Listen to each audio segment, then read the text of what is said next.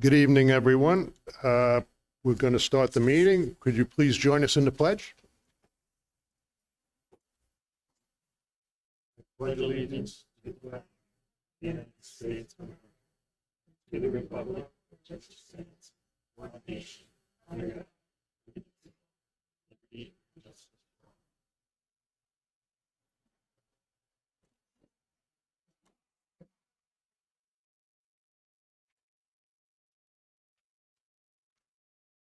Okay, we're going to start with item number 4 is correspondence. We don't have any tonight, so we'll move to item number 5 is public comment session for items that are on tonight's agenda.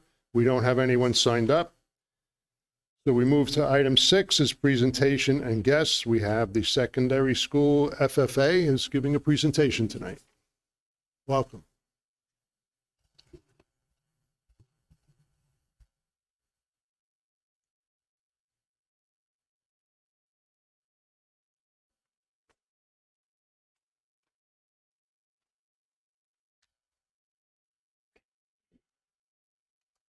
Hello, my name is Katie Dow, and I am the chapter president. I want to thank all of you for allowing us to come today and meet with you. For any of those of you who are not familiar with the FFA at Tri-Valley, we are an agricultural youth organization, and any member in an ag class is on our roster. We have 369 members in grades 6 through graduate, making us the third largest chapter in New York State. In 2022 and 2023, we were selected as the top FFA chapter in New York. In 2022, this meant that we ran the Hall of States booth at Nationals, and for 2023, we represented the state in the #SpeakAg National Showcase. The FFA is based on leadership, and our chapter is also one of the top chapters for leadership in both New York and nationally. This year, Jacob Lusak is serving as the New York State FFA Secretary, and 6 other members are interested in running for district president or state office in 2023 and 2024.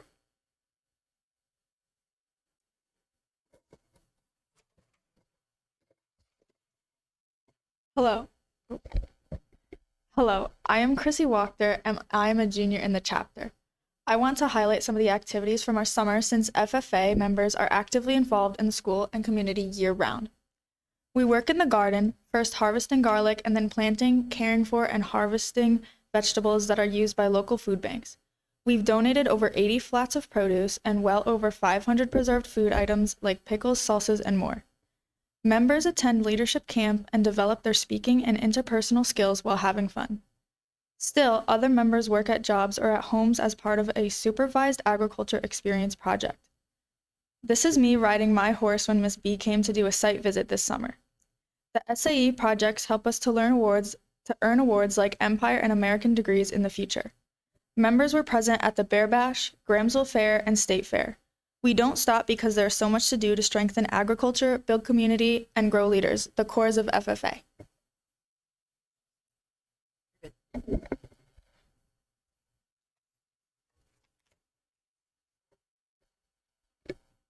Hello, my name is Grace Dio. I am in 10th grade and I'm the chapter webmaster.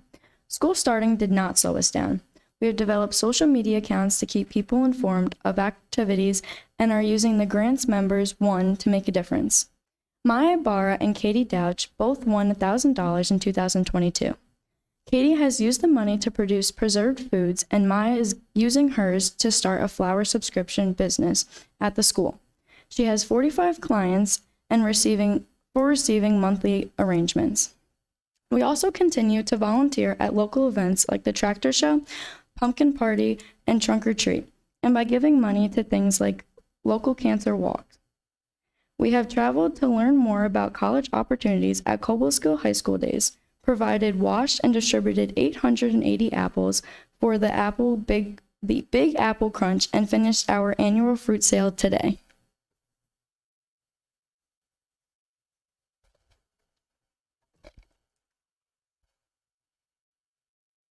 Hello, I'm Emily Poley, and I am in 9th grade. I am one of the 5 members who applied for a national FFA SAE grant in my area is agricultural business. I want to grow my printing and design business to meet the needs of local agricultural groups like FFA chapters, 4-H, and the Sullivan County Farm Bureau. Grace wrote a grant to continue Poultry for People, a project where we provide free flocks of laying hens to local residents and help them start their own production. Chrissy applied to work in wildlife rehabilitation and start her own backyard rehab center. Emily Lusak applied to get a freeze-drying machine to create food items for sale and for freeze-dried dog treats. Finally, Katie applied for a $5,000 grant to clear half an acre of land near her home and use it as a community garden. We've also continued to work in the greenhouses, have started an indoor growing of leafy greens to use in the school, community, and with the animals. Tri-Valley Blooms has also stayed busy making flowers to meet the needs of the school, and 3 members volunteered last night to provide 111 families with Thanksgiving meals.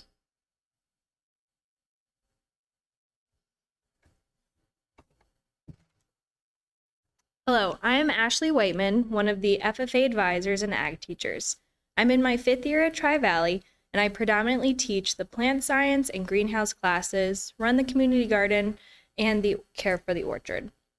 The chapter will be also making t-shirts in the print shop for every interested and active member. We usually print about 150 shirts and use them for events and activities like State Fair. The kids selected the design and will be making screens with 2 colors for printing soon.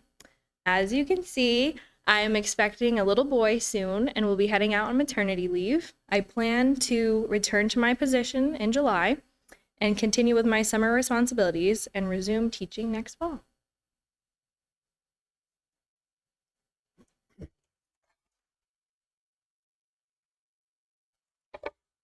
Thank you for allowing us to be here. I'm Tara Burke, and I'm one of the advisors and teachers in the program as well.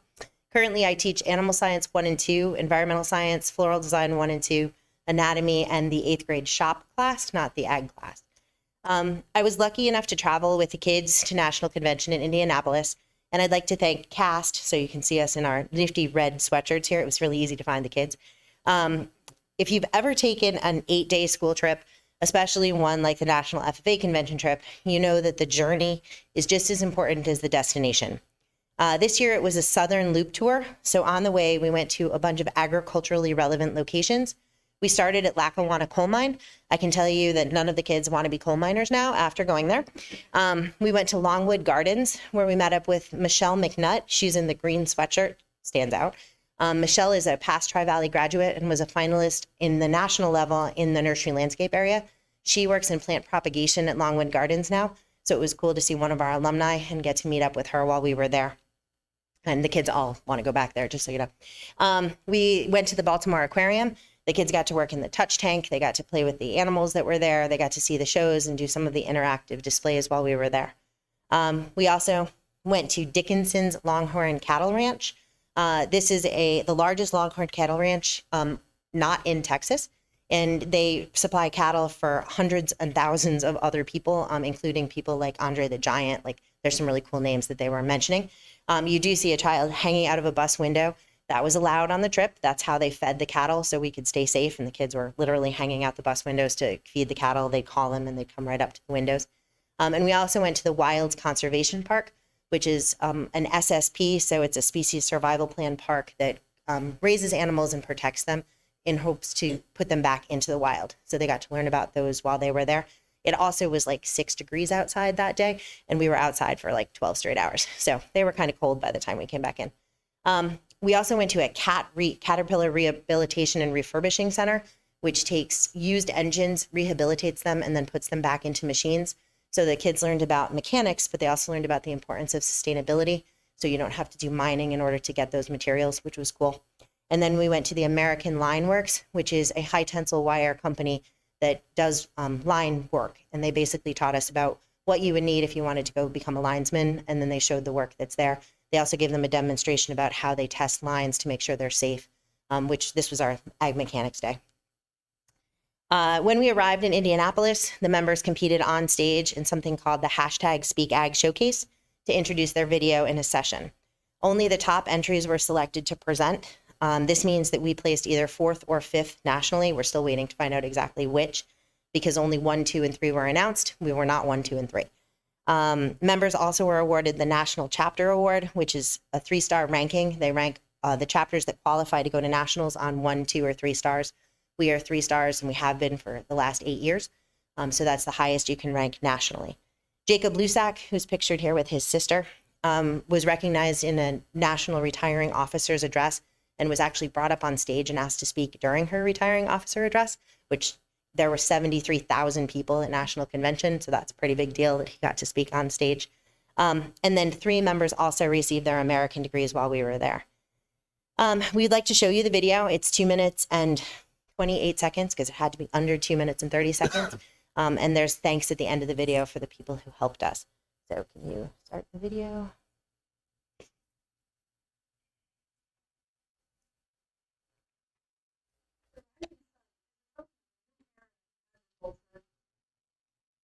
Each day, New York FFA members from the eastern tip of Long Island to Niagara Falls and from the Canada border to the Erie Canal witness the same rising sun for agriculture in the entire state.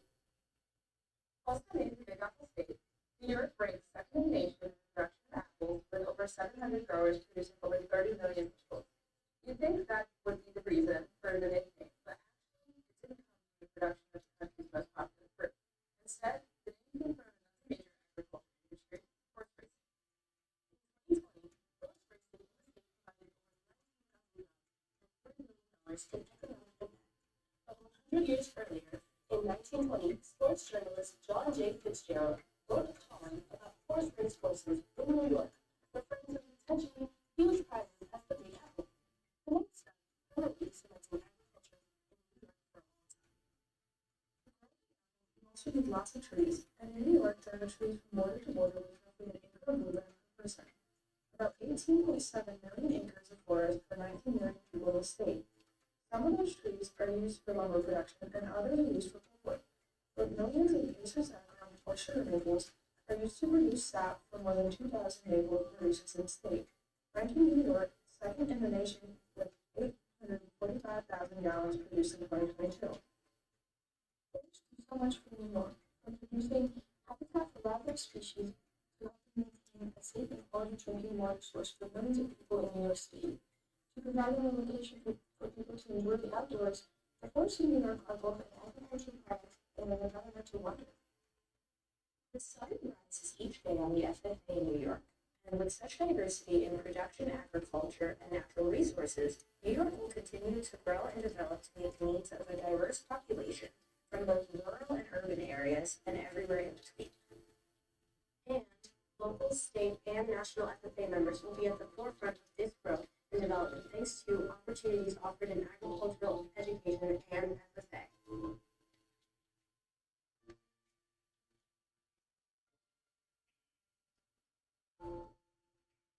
So that's, there it comes again.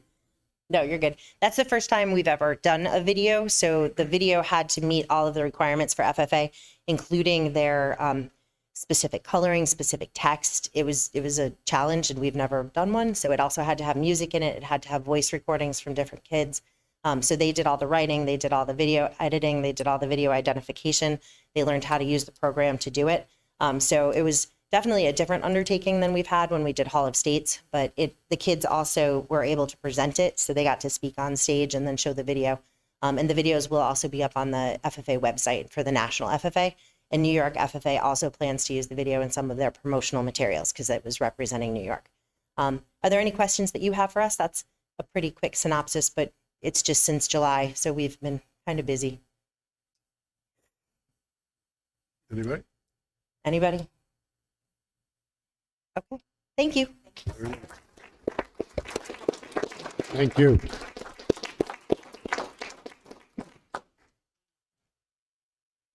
Okay, we're going to move to item number 7. It's the superintendent's report, and we have 2 parts. The first part is going to be transportation presentation, and then we'll move to item B, which would be the standard superintendent report. All right, thank you. Thank you, Erin, for getting that out for me. So what I'm going to do tonight is just get a general overview, kind of information only of some research I've done with our partnership with Rolling V. So I'm just going to start with some general information about bus drivers. To be a bus driver in New York State, you have to have a commercial driver's license. You must be 21 years old or older. You must pass the fingerprinting and child abuse clearance. You must complete a successful physical annually.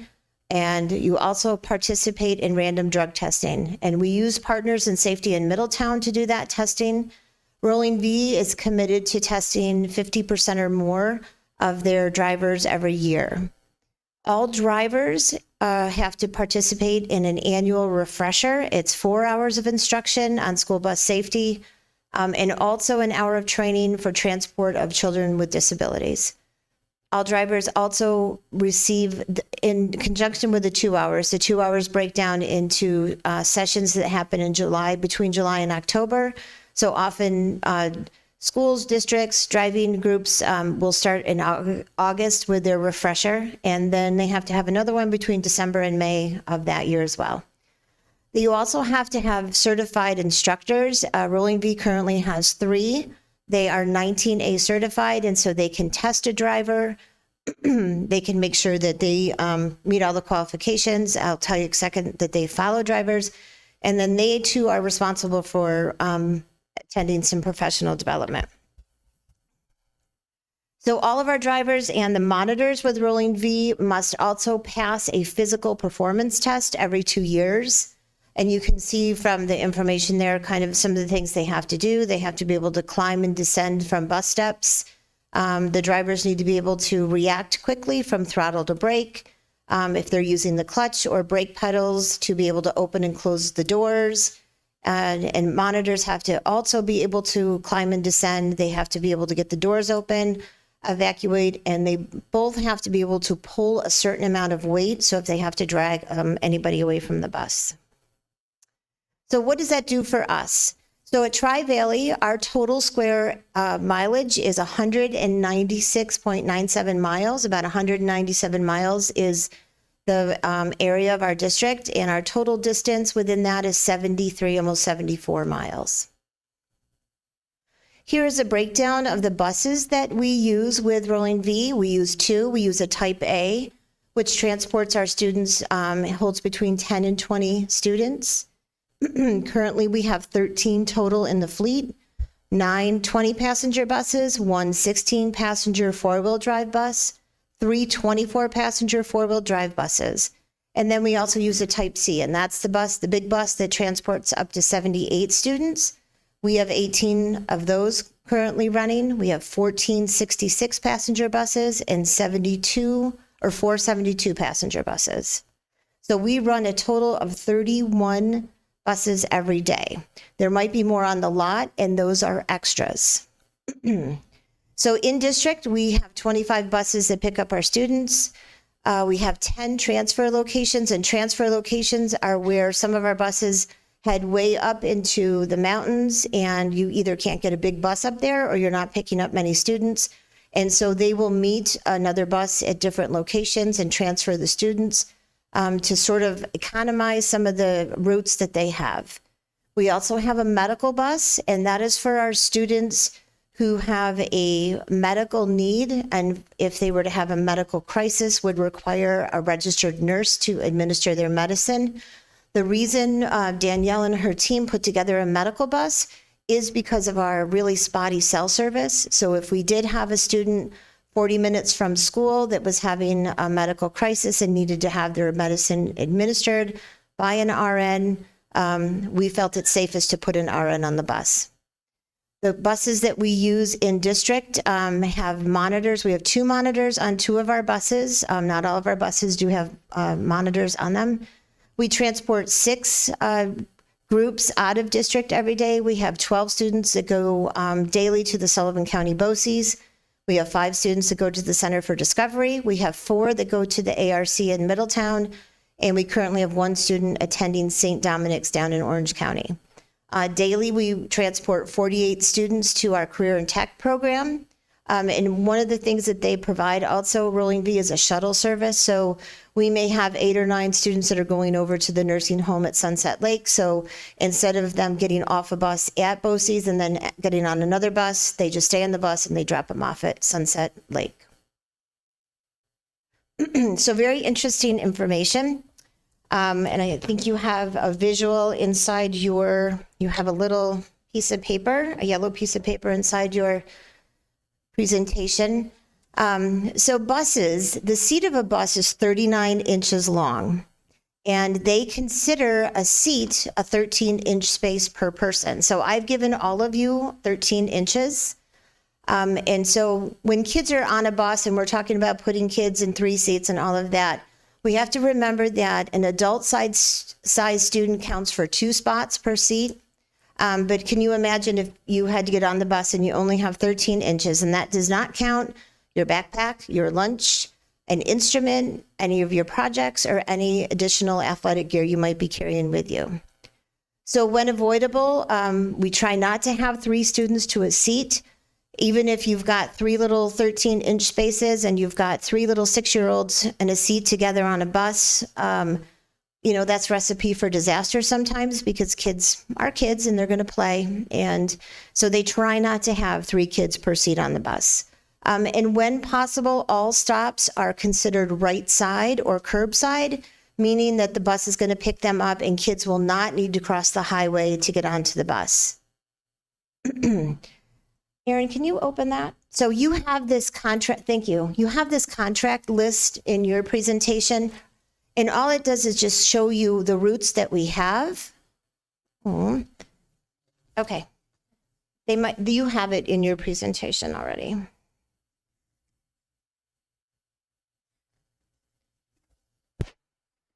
It's this chart right here.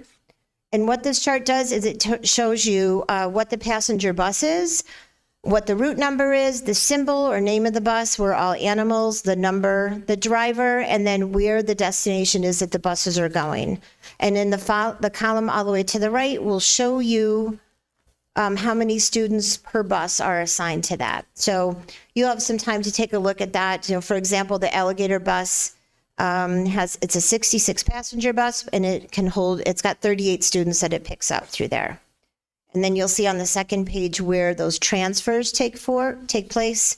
So 2 of our buses have 3 transfers and 2 of our buses have 2 transfers.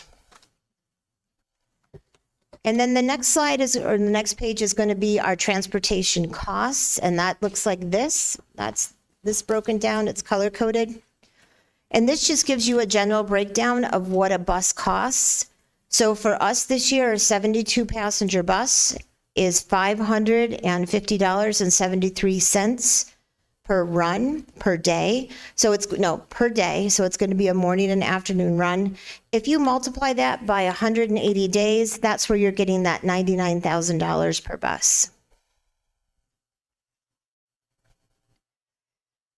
So the routing system that Rolling V uses is called BusBoss. It is it's a pretty good system. You can get right on their website and check out what they have available and how they route our drivers for us. So you get into the system and you put in your map, you put in your addresses, you put in your roads, and it will create your bus routes for you.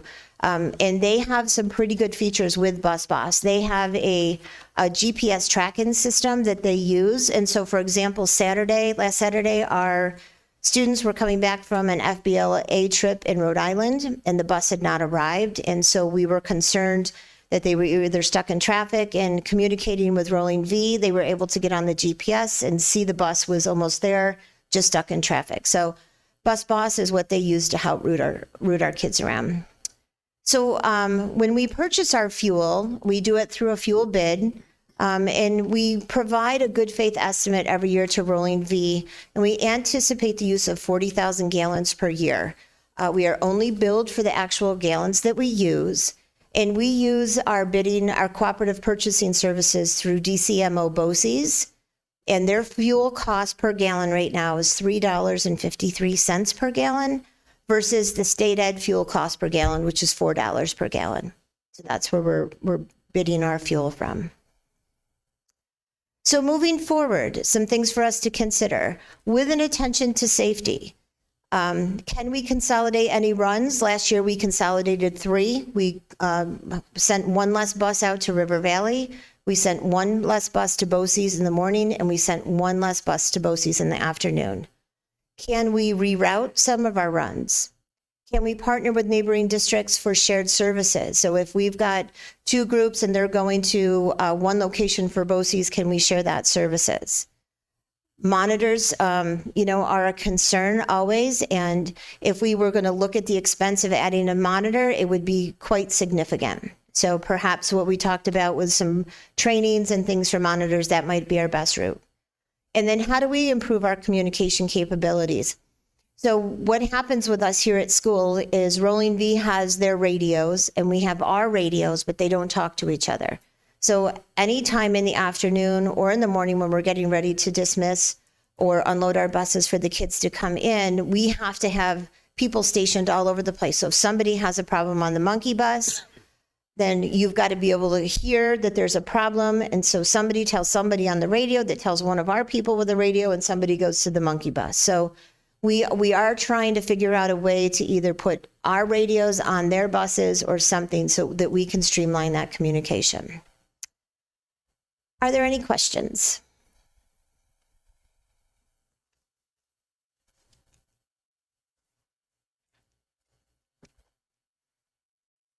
Just one looking at it very closely. You got 2 lobster buses, but you got 2 prices, 94 and 99, so that's about 193,000.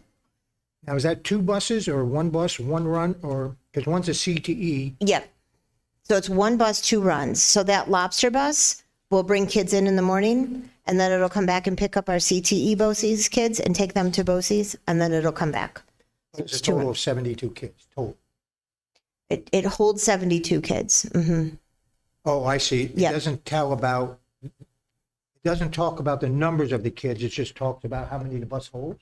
That one does. This one right here will tell you how many the bus holds.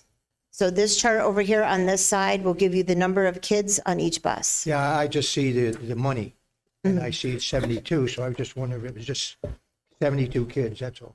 Yeah, so it'll be a little bit less because it's not going to be as long of a run. So the morning run is going to encompass our square footage or square area. The other bus that takes CT is going to go right to BOCES. So that particular run is like 100,000 more than any other run.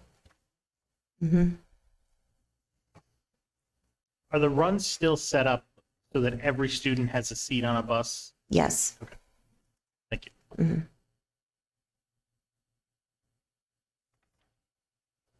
Anybody else? Thank you. Sure. So I might as well just do my report while I'm standing here, if that's okay.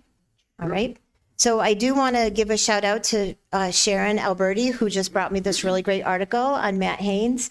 Looks like he's been featured in a NICET magazine, and Matt is doing parent-teacher conferences tonight. So if we can, we'll save it for next meeting and then honor him in that. So I'll have a chance to read that. So I do just want to say that on Monday of this week, Mrs. Woods, Mr. Dean, Mr. McCarthy, Mr. Stryker, and myself attended the Sullivan County School Board's dinner at Sullivan West Elementary School. And Rose. I said Mrs. Woods. I got her. Oh, okay. Ladies first. No.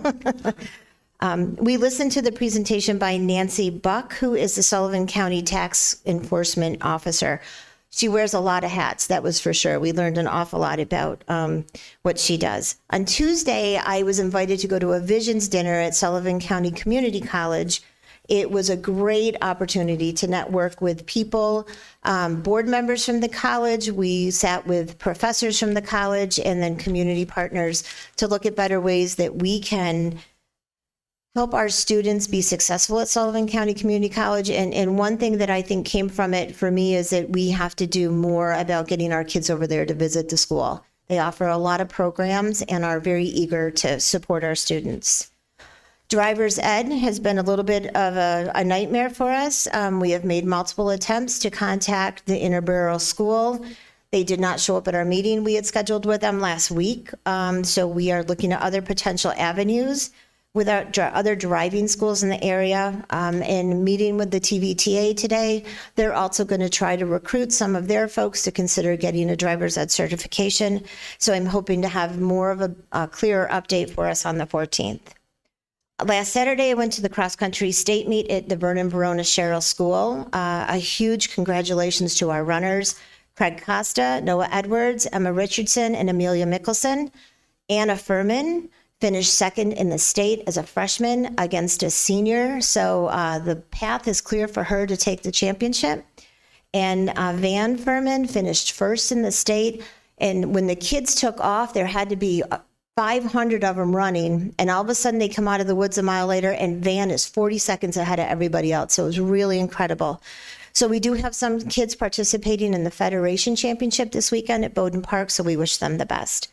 And then finally, on the behalf of Tri-Valley and our Board of Education, we want to wish all of our families a wonderful holiday, Thanksgiving holiday.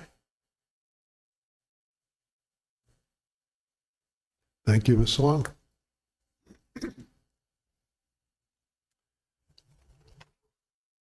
Okay, moving to item number 8 is items the board would like pulled from tonight's consent agenda.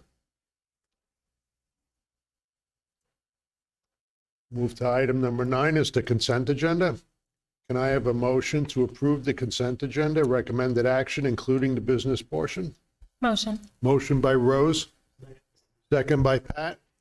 Please proceed to vote. Does that include the consent agenda? Yes, it does.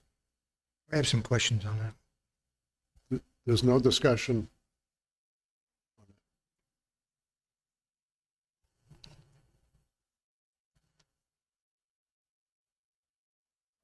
Aye.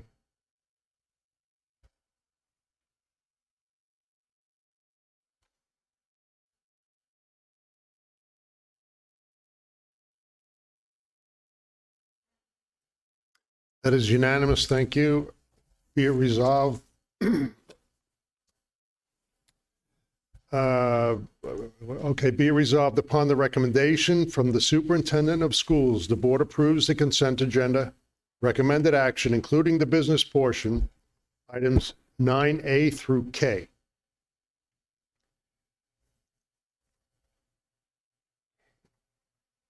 Moving to item number 10 is board committee reports. We don't have anything tonight, but I know you have something? Norma put me down for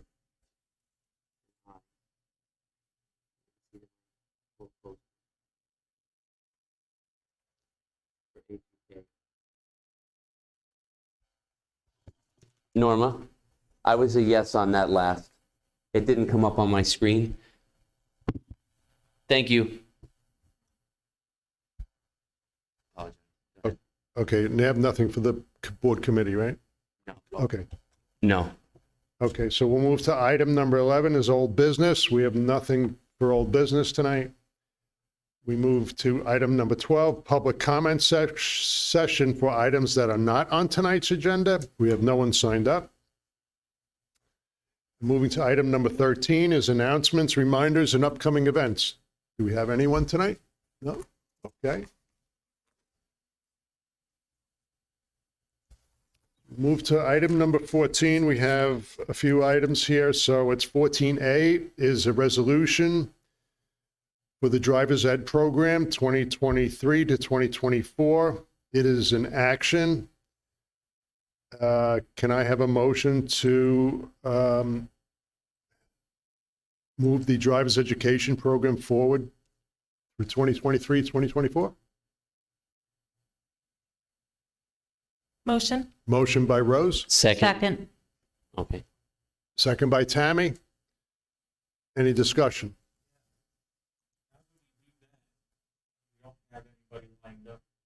Well, in the resolution, it says it's just to give permission to the superintendent and the assistant superintendent to move forward in the process to do investigation of it. Okay, anybody else? Okay, please proceed to vote. Aye. Norma, thank you. It's working fine now.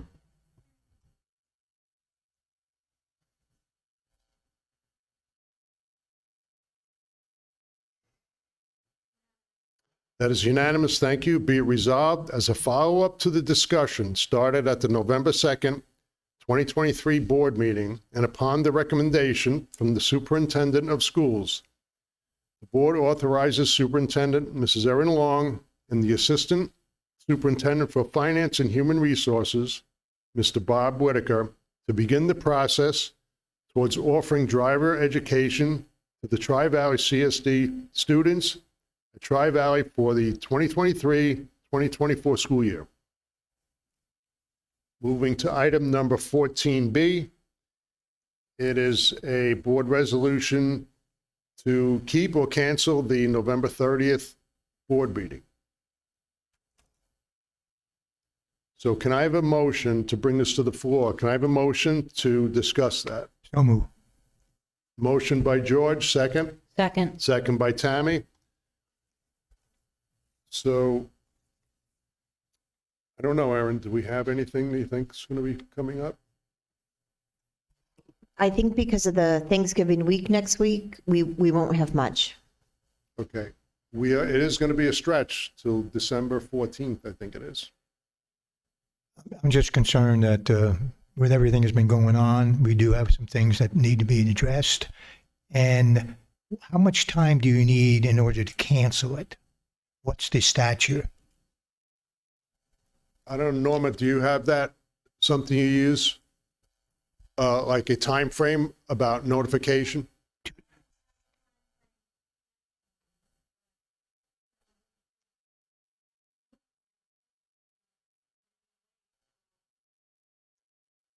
So is it like a week or, I mean, we're going to have to vote on it either yes or no. I thought it was I 2 mean, days.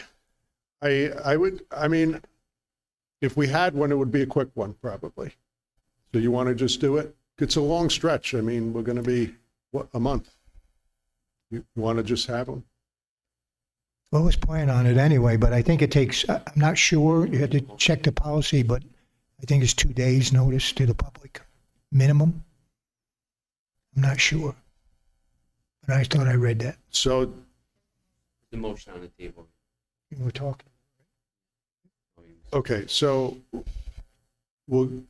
let's make a motion to keep the meeting for November 30th, and we can vote on it. All right? So that's the resolution, is to keep the meeting for November 30th, 2023. So move. Is there a motion on the table already? It is, but you could go either way. We have to decide, are we going to, so we're going to vote, and wherever the vote falls, that'll be it. It's to keep or not, okay? Okay, so the resolution is to keep or cancel the November 30th, 2023 board meeting. Please proceed to vote. Yes. My answer is to cancel.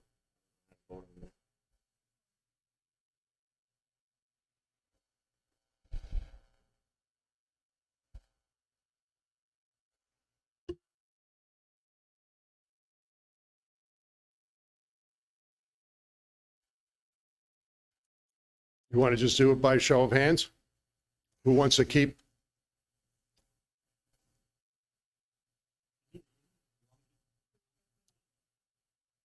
One, two, three, four, 6. 6 yays and Travis? Cancel.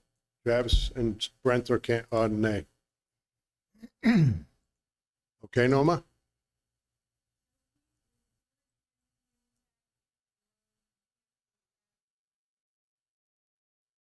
Six to have it, 2 not to have it.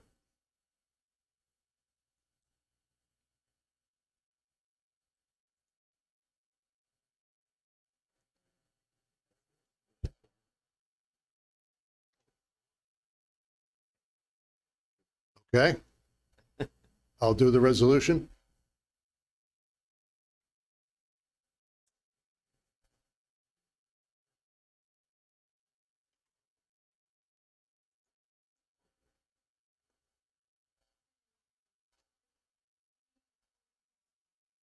Yes. Okay. Be it resolved, whereas the November 30th meeting will be scheduled and advertised upon the recommendation from the superintendent of schools. The board will discuss, well, we already discussed it. So the meeting is going to go forward for November 30th, 2023. Moving to item number 14C is tax collection discharge duties of tax collector. It is an action. Can I have a motion to accept the tax collection discharge duties of the tax collector? Motion. Motion by Rose, Second, second by George. whatever. Any discussion? Yes, I have one question. Okay. I see we have about 650,000 that's not paid. When does the county make the districts whole? What's the date? April. You know, I don't know if. When? Did Nancy? April. Buck, April. it's April. But could we have more coming in by then, or usually not on our own level? The process is our tax season, and each district's a little different. Ours is closed. Any money that comes in after this does not count. We have to get it turned over to the counties so that they can re-levy the school tax in January. So the time frame is here. In Sullivan County and Ulster County both operate a little different, but the time frame is basically within a couple of days. I think the one thing you should be more cognizant of that I'm always proud of here and makes my job real easy is that 97% of our taxes have been collected through tax season. So, I mean, our taxpayers just are really great, and it makes, like I said, makes my job easier. And once again, in the state of New York, that's $650,000. If you see it, it's 634 plus penalties. That money's gold. You know, you're going to get it in the future. So, and that's the protocol usually. Sometimes it may come in March, but most of the time that money is sent out to schools in April. So how does that rate? Is that about average over the years? Miraculously, when I first got here, Tri-Valley was always great. They were in the 92, 93, 94%.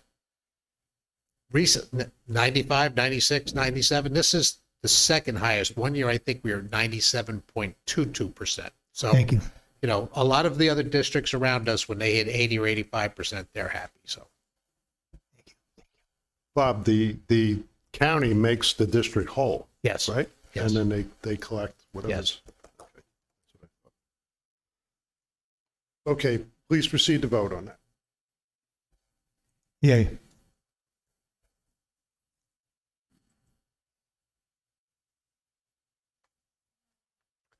That is unanimous. Thank you. Be it resolved upon the recommendation of the superintendent of schools, the board approves discharging the duties of the tax collector for the 2023-2024 school tax season. All board members present at tonight's meeting signed the report closing the school tax season for this year. Just one thing, if I might. There actually is a person, not just a tax collector. Martha Turbush did our tax collecting in-house for us this year. The bank does a lot of processing. So you're discharging her from those duties tonight. And I just have to give her a huge thank you for the work she did this year. And she's really been saved me in so many ways, but it's been a great tax season. She's a professional in her customer service and she knows what she's doing. So I have to give her a shout out, and she's the person you're dismissing tonight. Thank you, Ms. Tarbush. Okay, moving to item number 14D is for information only. It's the proposed 2024-2025 budget calendar. And then we move to item 14E is the proposal to provide bilingual psychological evaluations by Delia Goldberg. It is an action. Can I have a motion to accept the proposal to provide bilingual psychological evaluations from Delia Goldberg? Motion by Pat, Second. second by Travis. Any discussion? Yeah, I have some. if I may, please. I see the cost on it. My question is, how are the other kids that are English speaking, how are they evaluated? So it's the same evaluation process, and depending on if it's an initial evaluation or a reevaluation, depends on what kind of tests are given. So the cost will increase per test. This particular student is having an initial evaluation and does not speak English. So there is not a evaluator, a psychologist in our school that can do that. And this is actually the only person in the county that offers this service. So we all contract with her. So it would be the same exact type of testing. It's just done in this child's native language. And what is the reason why ours cannot do that?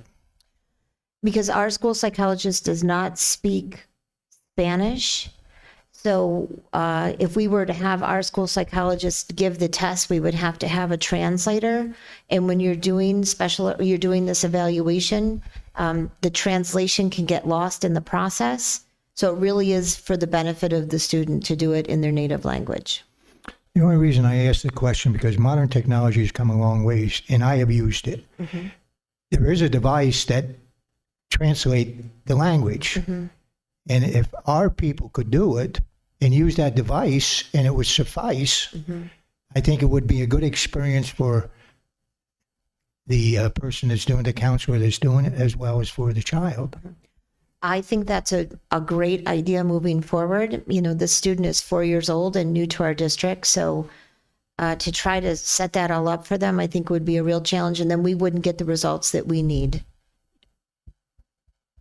So we're talking about one child then? Yes, one child. Okay. Thank you. You're welcome. Okay, please proceed to vote.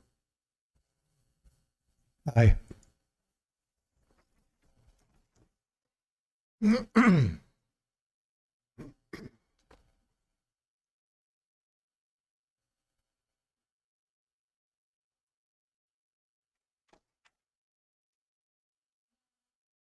That is unanimous. Thank you. Be it resolved upon the recommendation from the superintendent of schools, the board approves the proposal to provide bilingual psychological evaluations by Delia Goldberg as attached to the public portion of the agenda.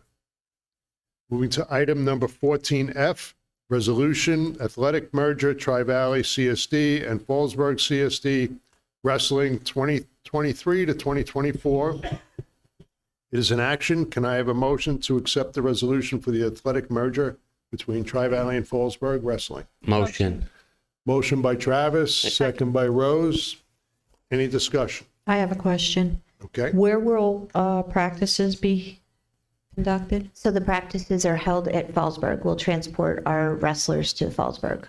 Okay, and they'll be back in time for the 5 p.m. buses? Mm-hmm. Yes. Right now, I think we have 4 signed up and Fallsburg has 1, maybe 2. Oh, they have 6 now. Nice. Yeah. We've merged every year, right?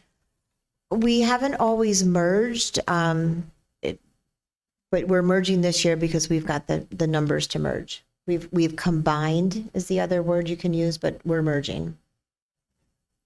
The difference when you combine is that we would have to send a coach, and then we're restricted, right, if we combine. So if we combine, they can't have more than 7 wrestlers on the team. So Livingston Manor's going through this right now with their basketball program. They wanted to combine with Roscoe, and they can't because Livingston Manor had 7 kids. So you have to merge so you can have more kids involved. Okay, please proceed to vote. Aye.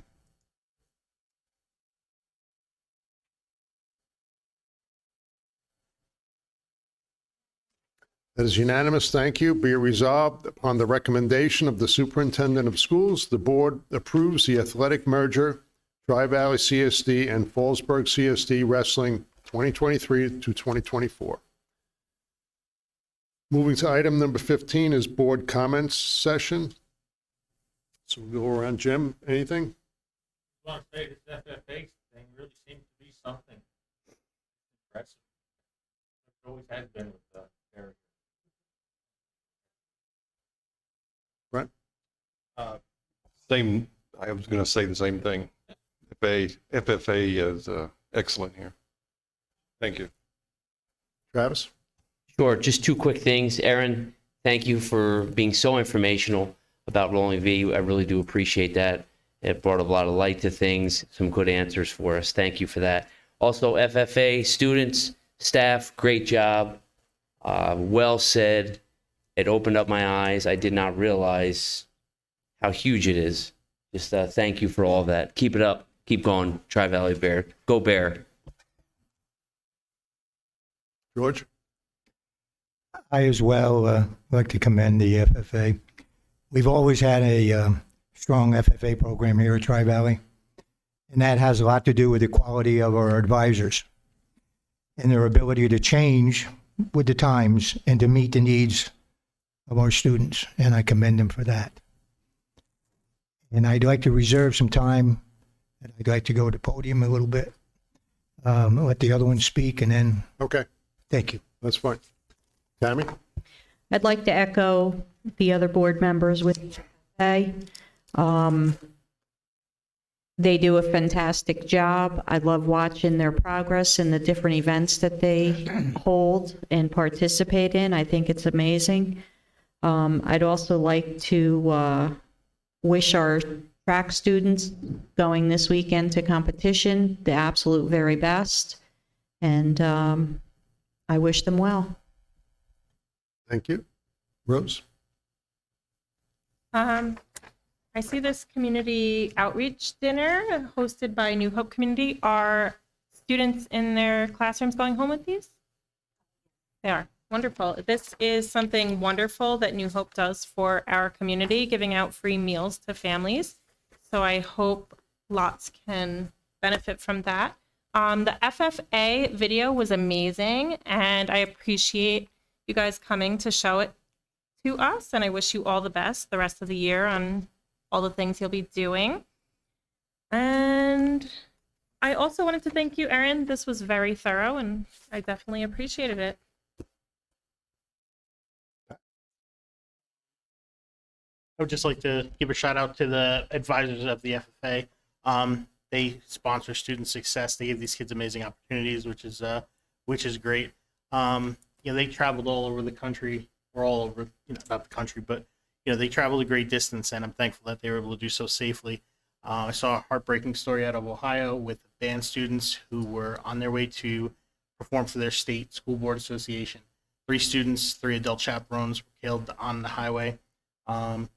Just condolences to that school and their community. A horrible thing, and just happy that our kids have the opportunities they have here, and things get done safely. And that's always the hope, I guess. But that's it. Thank you. Outstanding job of the FFA. Thank you. I have one message for the board. It's superintendent evaluation time. You have to make sure you have your link to Super Eval. You may have received an email recently. Make sure you can get in. Erin's goals are appearing on the site, so get familiar. You can look at a tutorial when you get on the program. Don't be intimidated by it. Call me if you have any questions. It's pretty simple once you get in there. Just be patient with it, and that's it. Okay. Can I have a motion to adjourn? Oh, I'm sorry. Go ahead, George.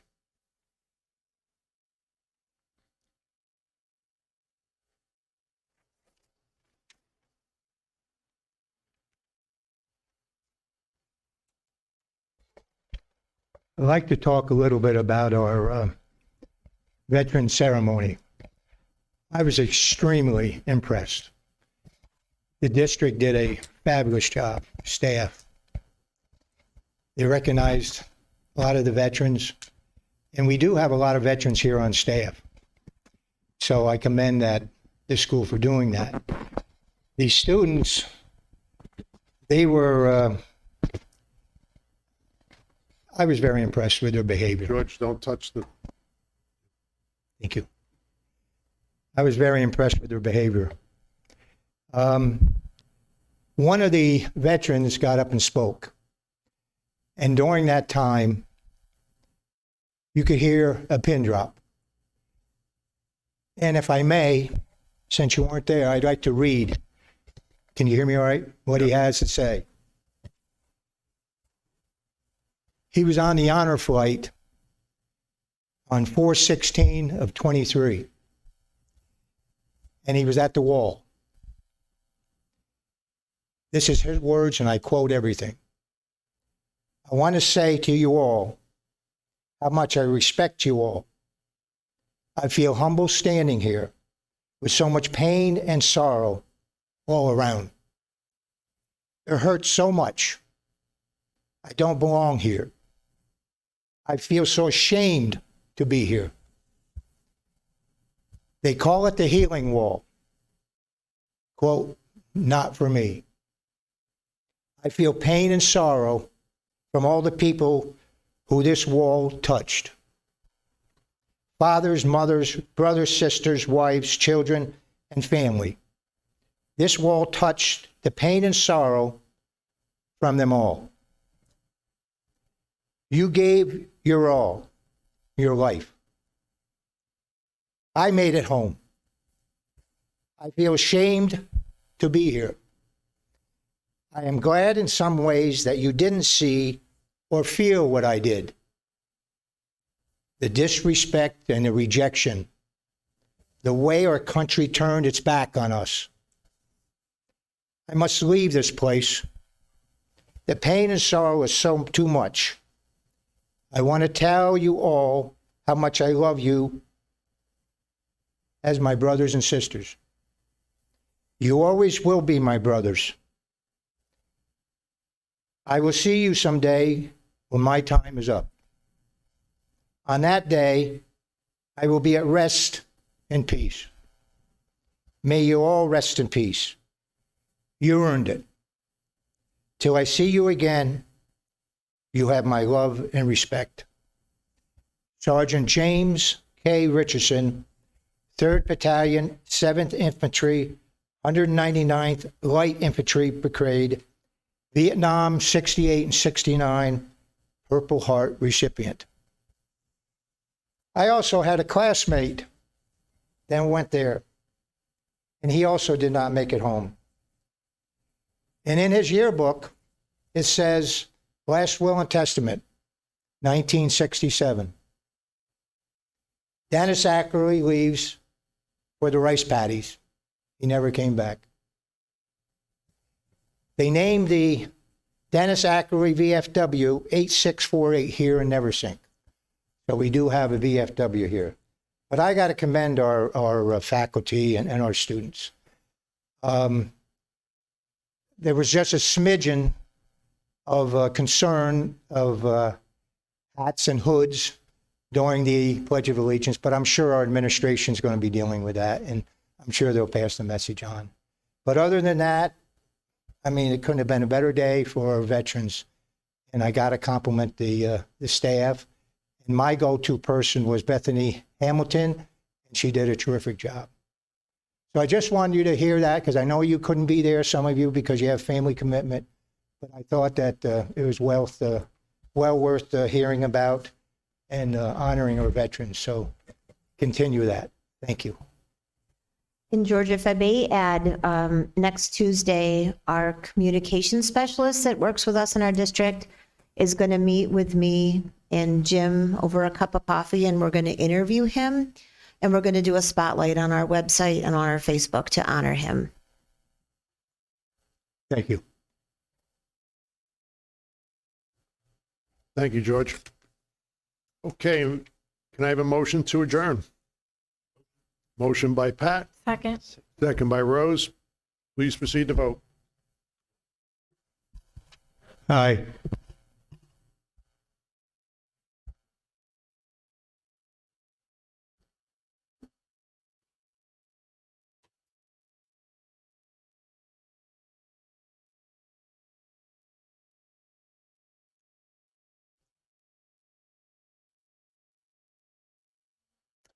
That is 8:12. That is unanimous.